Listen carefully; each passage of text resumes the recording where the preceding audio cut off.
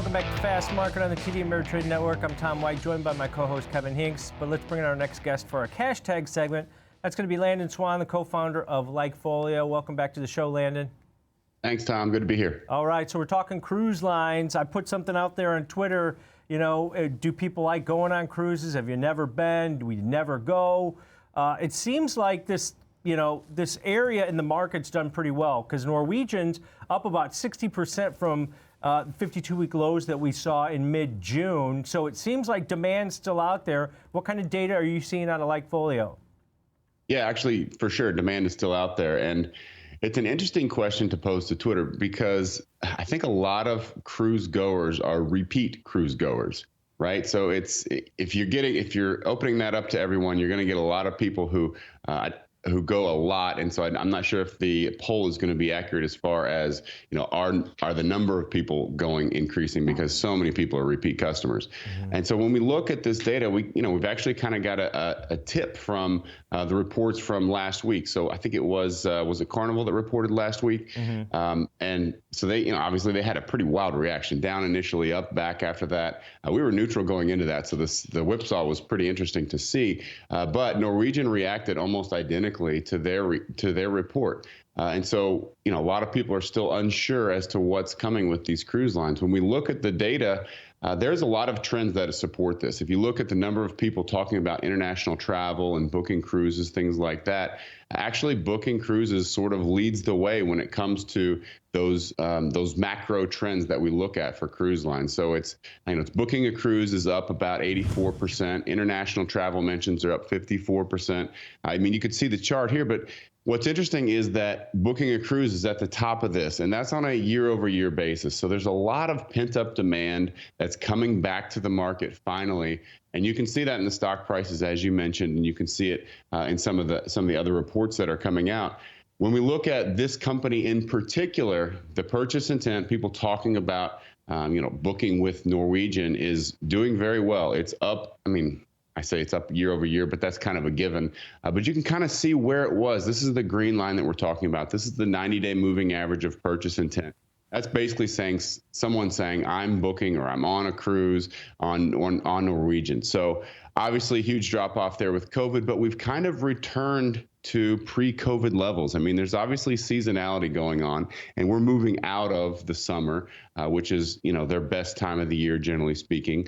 But this summer looks like it was pretty good. And so I think that the stock price, if you compare the stock price where it was in 2019 compared to purchase intent, and now look at it now, you would have a pretty good argument that purchase intent has made the recovery, but the stock price hasn't. I think that's what investors are kind of thinking right now is this a very undervalued stock if things are opening back up and totally returning to normal? If COVID's completely in the rearview mirror, I would say that yes, it is. And so I'm optimistic with this company. I'm optimistic with all of them, actually, on a long-term basis. On a short-term basis, I think it's going to come down to guidance. And when we look at what the guidance looks like, even for the quarter that's currently happening right now, they're going to be reporting on the quarter that ended. But even if you look at the quarter that's happening right now, it's pretty strong. Purchase intent is up year over year. It's up quarter over quarter. So that bar on the very far right there, that is the current quarter's pace, not the one they're reporting. That's the one that's happening right now. So if there are any questions about guidance, which of course there will be on an earnings call, I think they're going to have strong answers. So it looks like good data, it looks like 2019 data, and it looks like Q4 is off to a good start. So I'm really positive going into this as far as the company returning to normal. When you look at the earnings score, it's actually pretty neutral. Unfortunately, it's about a +6. So it kind of prices in all of that seasonality. And so we're kind of neutral going into this, but any kind of sell-off from this earnings report, I think, would be unjustified, and I'd be a buyer here because I think long-term the cruise lines are back. Landon, Tom, let me help you non-cruise lovers understand the cruise world as we know it, all right? Because you guys are clearly not, let's face it, you two don't like fun. Because that's what, anyone that doesn't like a cruise doesn't like fun, Landon. That's the way we look at it. Now, Carnival had a big miss in late September. Right. That's why all these stocks sold off. But Royal Caribbean had a nice beat just a short while ago, Last and all week, these yeah. stocks rallied on that. Royal Caribbean came out and said they're 96% full. Their load factor was back to 96%. Yeah. So there's new ships coming out. Do you notice that? Yeah. They're coming out with brand new ships. So this industry is still massively popular and going to do well. But the divergence here is between the demand and the balance sheets of these companies are Big still debt. wounded. Yeah, big and debt. that's what's going to take longer than we thought. This stock had a high Norwegian of almost $60. It's $16. So there's room, but it's going to be a longer haul than you thought. But Landon, if I can have a nice suite, 30 feet from a bar, 30 feet from a health club, and 30 feet from a restaurant, I'm all in, Landon. I love that. No, you know what? I actually do like cruises. I haven't been on one in a long time. I had one that was supposed to be in 2020 and it got pushed back, and then it got pushed back again. All the COVID restrictions didn't work out for me. But I do like cruises in general. Just haven't been on one in a long time.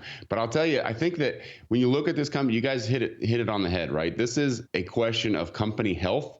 Because when you come to LikeFolio and ask about the consumer health, like, is this a popular company? Are their customers happy?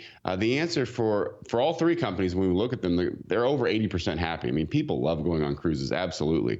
And they've got this pent-up demand. As you can see here, people talking about booking a cruise is way higher than it was in 2019. So overall, everybody was sitting on the sidelines. They wanted to go, but they couldn't. Now it's fine. They're finally able to go. And so they're getting back out there and they're taking on those experiences that you talked about, Kevin. So from a consumer health perspective, absolutely, these companies have got consumers right where they want them. They've got happy customers. They've got people who've been waiting on the sidelines, hopefully building up some cash. The only question really is the macro conditions, are the macroeconomic conditions hurting them, and what's the company health look like? So, with inflation and with a little bit of an economic downturn, a recession here, does that cause people to go on less cruises? Right now, the answer is no, but maybe in the near future, that could be a yes. And what does the balance sheet look like? Are they still wounded from the debt? So when you put all that together, I'll let you guys decide. But from the consumer department, like when we look at that, that's what LikeFolio does. I can tell you it's a very, very healthy picture.